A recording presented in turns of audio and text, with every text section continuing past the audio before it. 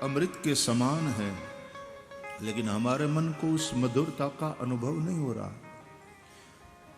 એટલે તમે જોજો કીર્તન પણ થાય ને ત્યારે ઘણા લોકો એકદમ ભાવમાં ડૂબીને કીર્તન કરતા, ઘણા પણ એટલો બધો ભાવ ન હોય પણ પાછા હાવ એમને બેઠા ન રહે, એમાં કંઈક હલચલ તો હોય, તાળીઓ પાડે, ડોલે ખરા અને નામે લે, અને ઘણા ગમે એટલું કીર્તન હાલતું હોય, ગમે એટલું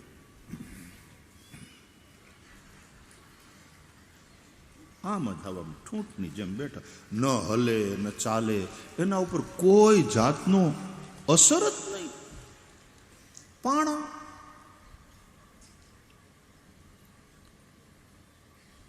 કેમ?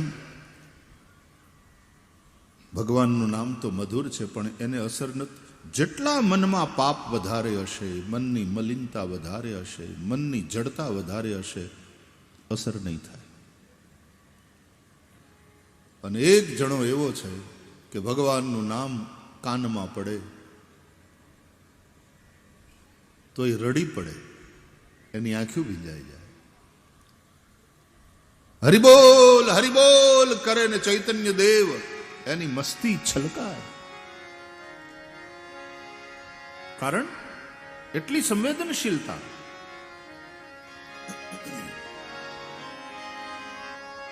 લોઢાને ઇલેક્ટ્રિકનો જીવતો વાયર અડે એટલે અસર થાય. લોઢા કરતા તાંબા ઉપર વધારે. પાણીમાં અસર થાય જબરજસ્ત, લાકડાને અસર ન થાય. બધા અલગ અલગ પદાર્થો છે અને એ જ ઇલેક્ટ્રિસિટીનો કોઈક વાહક છે અને કોઈક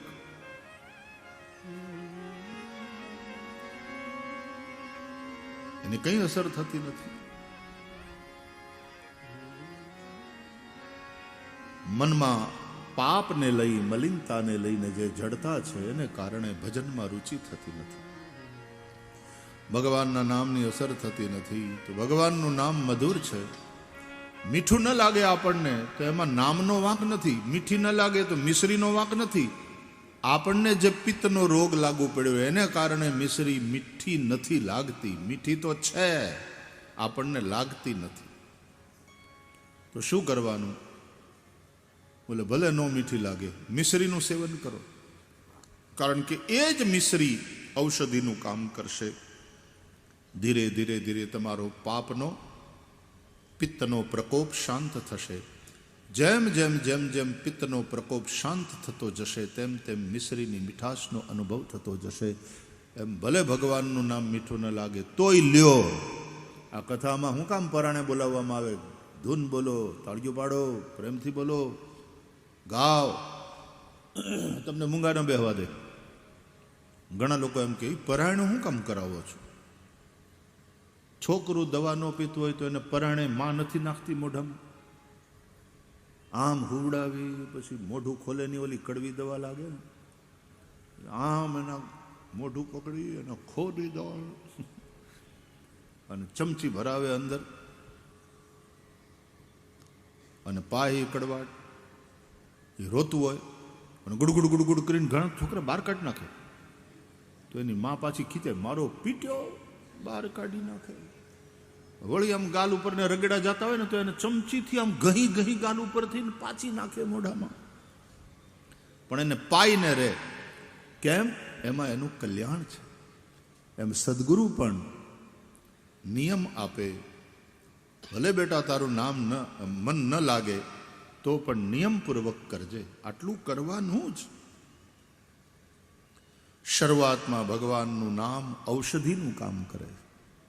એની એ મિશ્રી પિત્તના રોગી માટે ઔષધિનું કામ કરે. શરૂઆત રામ નામ કી ઔષધિ ખરી રીતિ સે ખાય.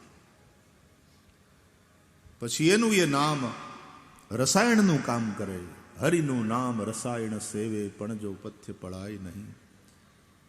પછી ધીમે ધીમે એનું એ નામ અમૃત જેવું લાગે, મીઠું લાગે. ધન્યાસ્તે કૃતિન પિબંતિ સતતમ શ્રીરામ નામામૃતમ. ત્યારે નામ અમૃત થઈ જાય. અને પછી એનું એ નામ એક સમય એવો આવે કે એનો નશો હોય, પછી એના વગર રહેવાય નહીં. પછી નામ ખુમારી નાનકા ચડી રહે દિન રૈન. ભગવાન શિવ એ કયો નશો કરે? યા તો એ સમાધિના નશામાં હોય, યા તો નામનો નશો. એ જ શિવ સુખદેવ રૂપે એમ કહે કે આ કથા વગર મારાથી રહેવાતું નથી, કારણ કે મારા ચિત્તને એ રીતે પકડી લીધું છે આ કથાએ. ગૃહિત ચેતા રાજર્ષે આખ્યાનમ યદધીતવાન. તો નशे वाली बात है. નશાવાળા રહી ન શકે, પણ નશો કરવાનો છે હરિકથાનો. ભક્તોને હરિકથાનો નશો, યોગીઓને સમાધિનો નશો, જ્ઞાનીઓ તુર્યાવસ્થામાં ભગવાન શિવ સતત રામનું નામ જપે. તુમ પૂરી રામ રામ દીન રાતી. तुम पूरी राम राम दीन राती. સાદર જપહુ અનંગ અરાતી.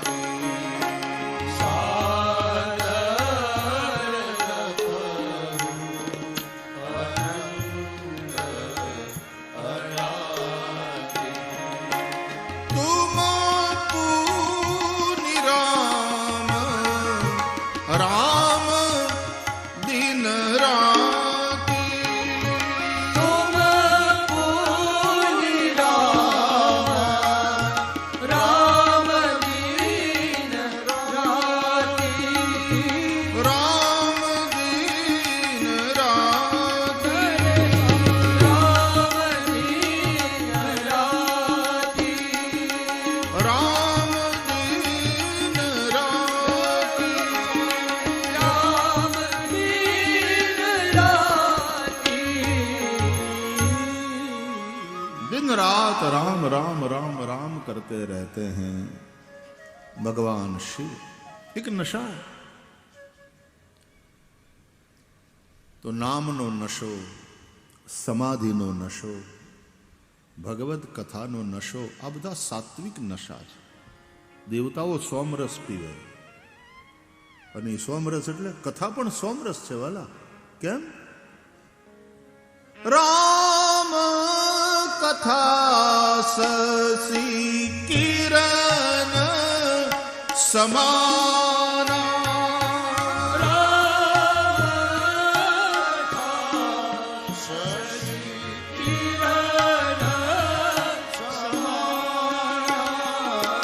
સંત ચકોર કરહી જેહી પાના.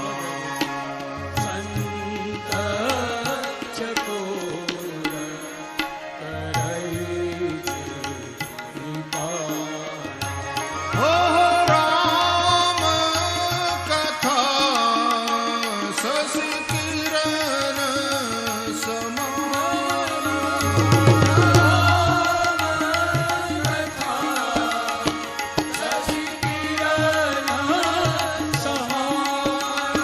શશી કિરણ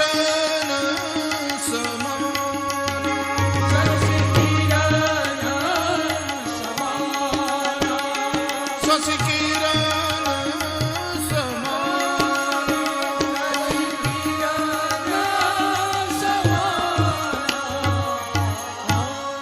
તુલસીદાસજીએ રામ કથાને, ભગવત કથાને શશી કિરણ સમાન, ચંદ્રમાના કિરણ સમાન. તો એક અર્થમાં આ સોમરસ છે. કથા એ સોમરસ છે. અને કોણ પીવે? દેવતાઓ સોમરસ પીવે. દેવ જેવા માણસો હોય ને, જેનામાં દૈવી ગુણો છે, જેની દૈવી વૃત્તિ છે, એને હરિકથા બહુ વાલી લાગે. એ દોડી દોડીને કથામાં પહોંચે. ભગવત કથા વિના રહી ન શકે. આનો એક નશો છે, પણ આ સાત્વિક નશો છે, આ દેવતાઓનો નશો છે. ચંદ્રમાનો સંબંધ રસ સાથે છે, ઔષધિઓ સાથે છે. भगवत कथा यदि औषधि है भवौषधात तो भी उसका राजा चंद्रमा. રસ સાથે એનો સંબંધ છે ચંદ્રમાનો. ભગવત કથા રસ. राम कथा शशि किरण समाना ये सोमरस है. तो संतो चकोर बनीने एનું પાન કરે અથવા તો સોમરસનું જેમ દેવતાઓ પાન કરે એ રીતે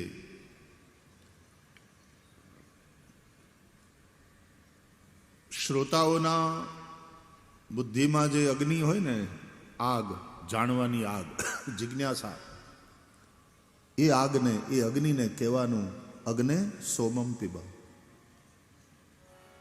કથા સંભળાવતી વખતે એટલે વક્તા સોમરસની આહુતિ આપે છે. વ્યાસપીઠ ઉપર બેઠો બેઠો બોલે છે ત્યારે શ્રોતાઓની અંદર જે અગ્નિ છે, જાણવાની આગ, સાંભળવાની ભૂખ, એમાં સોમરસની આહુતિ. દેવતાઓ આ સોમરસનું પાન કરે. તો કથાનો નશો. પછી જ્યારે કથા વિના, એક તો પરાણે કોક આવે ને બેઠા હોય, ઈ કાંઈ અસર ન થાય કથાની. બીજા કથા સાંભળીને ડોલતા હોય, એને ઘણી બધી જાણવાની, કામની વાતો મળે, કથામાંથી પ્રેરણા મળે. અને ત્રીજા પછી કથા વગર રહી ન શકે. દોડી દોડીને જ્યાં કથા હોય. આ દારૂની ક્યાંય જાહેરાત કરવી પડે છે તોય નથી જડી રહેતો. અહીં તો બંધી છે, નહીં તો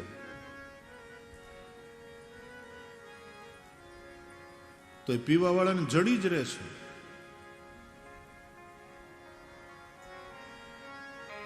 એની કોઈ જાહેરાત નથી કરવી. જાહેરાત તો હોય જ નહીં. મૂંગા મૂંગા